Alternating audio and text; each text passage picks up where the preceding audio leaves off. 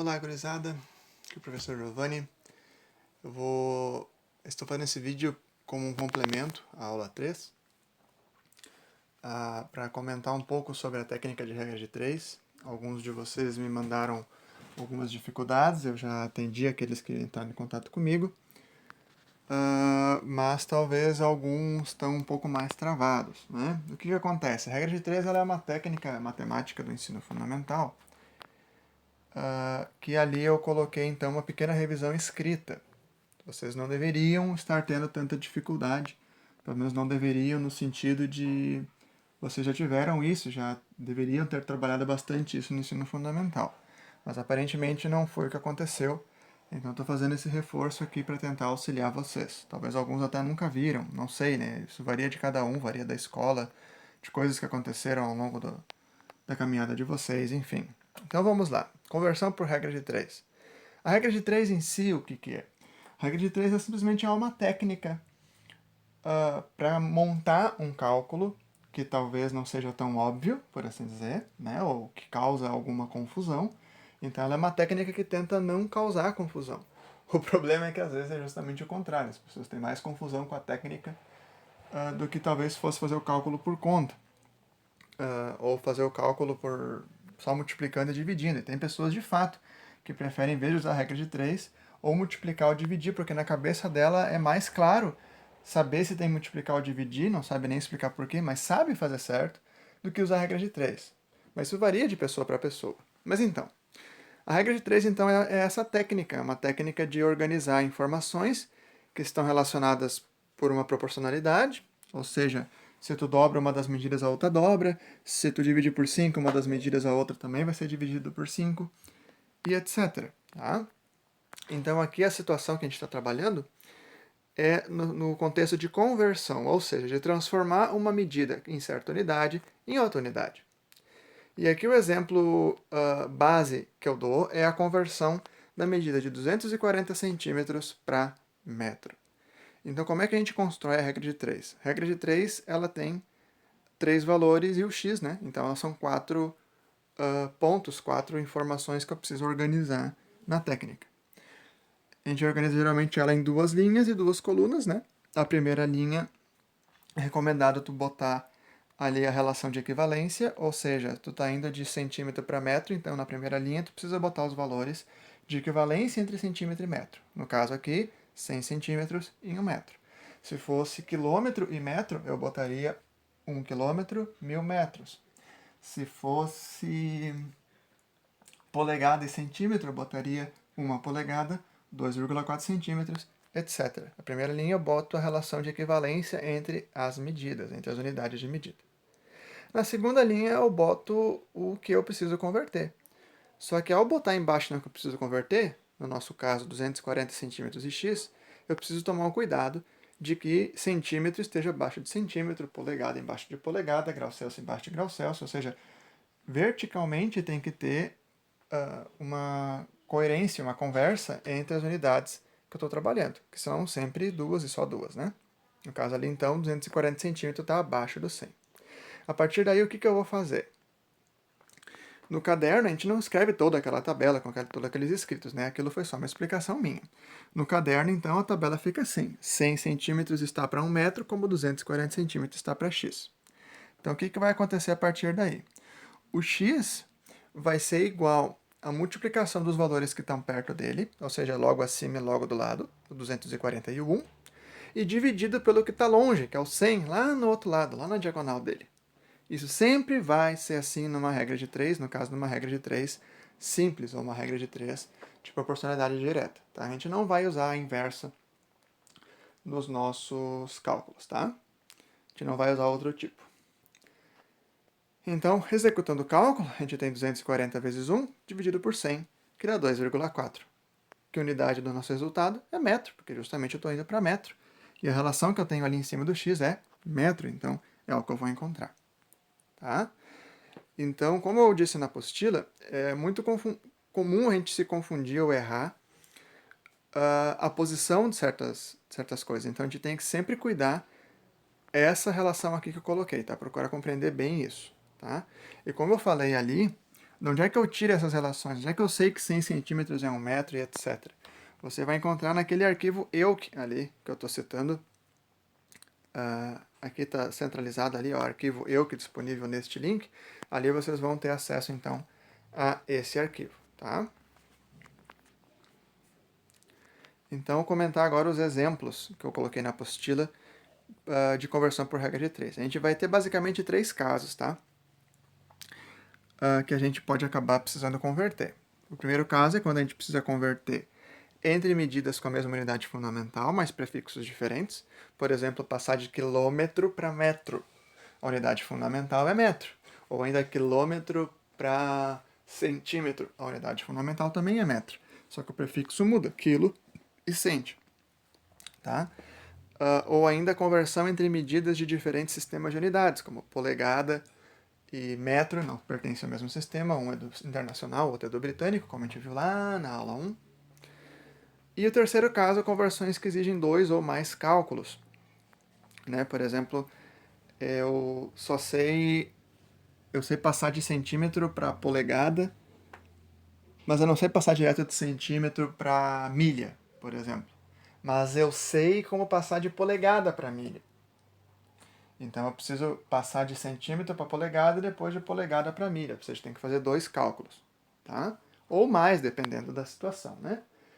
Lógico, se eu for colocar no Google da vida, o Google vai fazer qualquer conversão que eu precisar, ele não vai fazer mais de um cálculo nem nada. Mas a ideia é justamente que a gente pratique, né, esse tipo de conversão. Não é morrer fazendo regra de 3, mas a gente pratique bem isso, porque é uma coisa que vai acompanhar a gente até o final do ensino médio. E se vocês forem fazer faculdade, vários cursos de exatas precisam desse tipo de raciocínio, tá? Mas então vamos lá, vamos para cada caso. Primeiro exemplo ali, então, letra a conversão de 2,05 kg para grama. Então, como é que eu organizei o cálculo? 1 kg está para 1.000 gramas, assim como 2,0 kg está para x. Então, o x vai ser o produto do 2,05 vezes 1.000 dividido por 1. Então, 2.050. Então, como é que a gente faz a conferência para ver se faz sentido o nosso cálculo, né? Bom, se 1 kg é 1.000, então a gente pode imaginar que um pouco mais de 2 kg tem que ser 2.000 gramas. Faz sentido? Então, é importante a gente fazer essa conferência, porque às vezes a gente pode se embananar na construção da regra de 3, a gente é humano, a gente pode errar.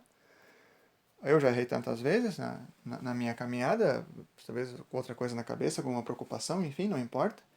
Então é bom a gente dar uma conferida no cálculo para ver se a gente não escorregou em algum pensamento ali. Outro exemplo, então.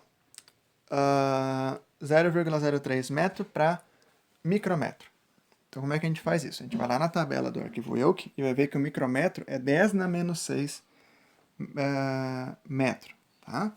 Lá vocês vão encontrar, na verdade, que micro é 10 na menos 6. E daí vale para metro, vale para grama, vale para grau Celsius, vale para o que for. Tá? Então, 10 na menos 6 metro equivale a 1 micrometro.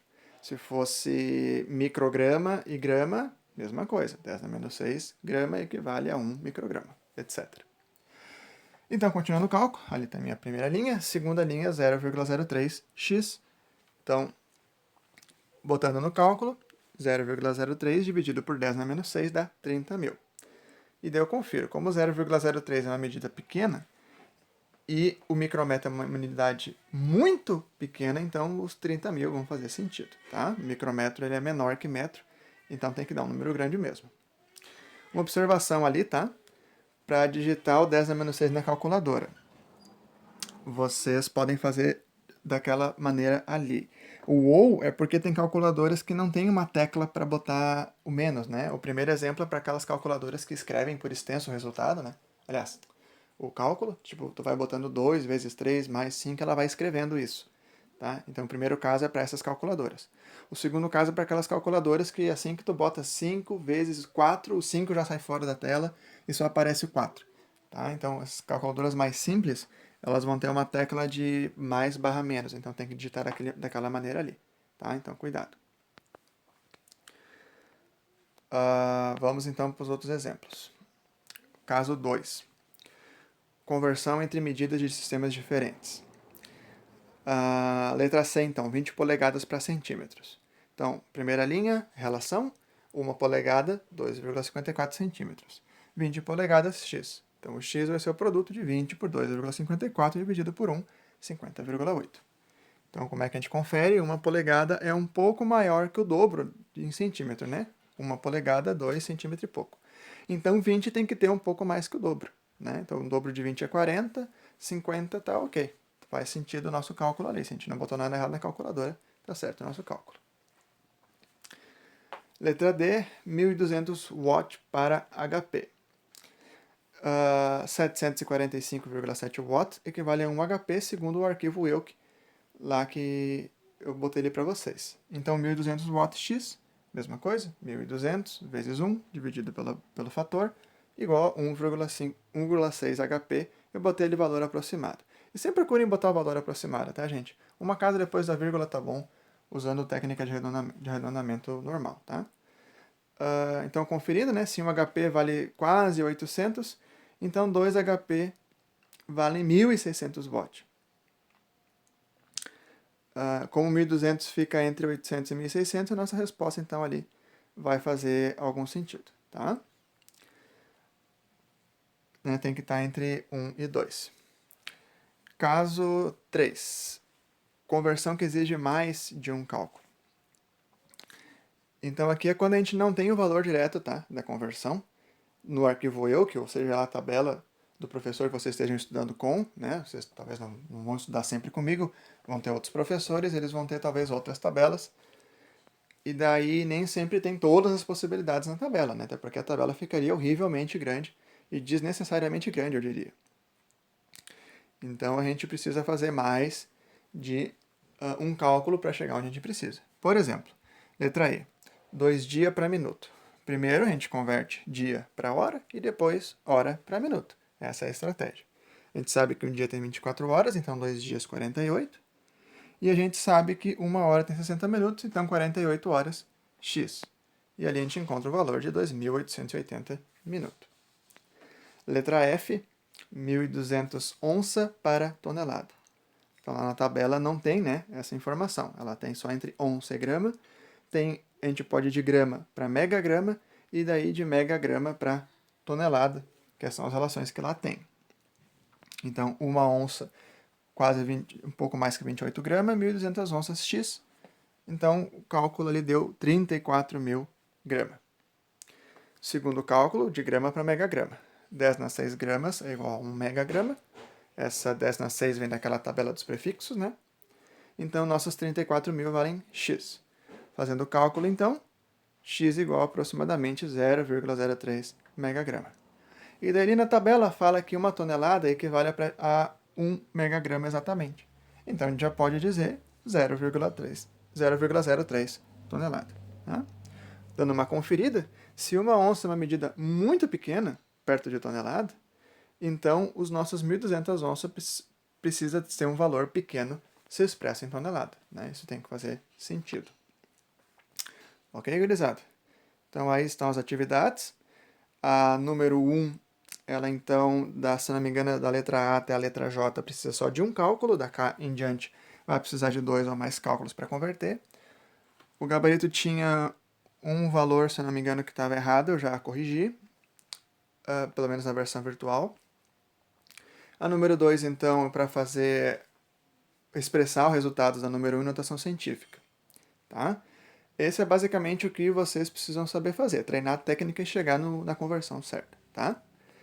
Da número 3 em diante, elas também são importantes, claro, porque justamente trabalham com interpretação de texto, né? Vocês interpretar a questão, saber o que está sendo pedido, e aqui que geralmente o pessoal tem mais dificuldade. Então, vocês precisam ter atenção, né? Passar por esse processo de errar, né? Esse tipo de questão, porque pelo que eu tenho visto ao longo da minha trajetória como professor de ensino médio, não adianta, vocês têm que passar, por assim dizer, por essas dificuldades de historinha, porque infelizmente, aparentemente, vocês não estão acostumados com esse tipo de questão, de historinha, por assim dizer. Pelo menos não estão acostumados quanto deveria, né? Mas enfim, tá? Então, qualquer dúvida, de todo modo, vocês sempre podem me perguntar, né? Eu tenho alguns poucos alunos, infelizmente poucos, né? Que estão ali entrando sempre em contato comigo. Então entre em contato comigo para a gente conversar. Só faça o seguinte, Pega, por exemplo, ali a questão 3, faz errado, não tem problema. E manda uma foto do que tu fez para que a gente consiga conversar em cima do cálculo. Porque daí é melhor a gente trabalhar ali em cima de alguma coisa que tu já fez do que tu só falar que tem dúvida, tá? Agiliza bastante o processo de auxílio. Beleza, gurizada? Então, na minha parte era isso. Tá? Bons estudos, bom final de semana, boa semana que vem para quem volta e para quem não volta. E até a próxima.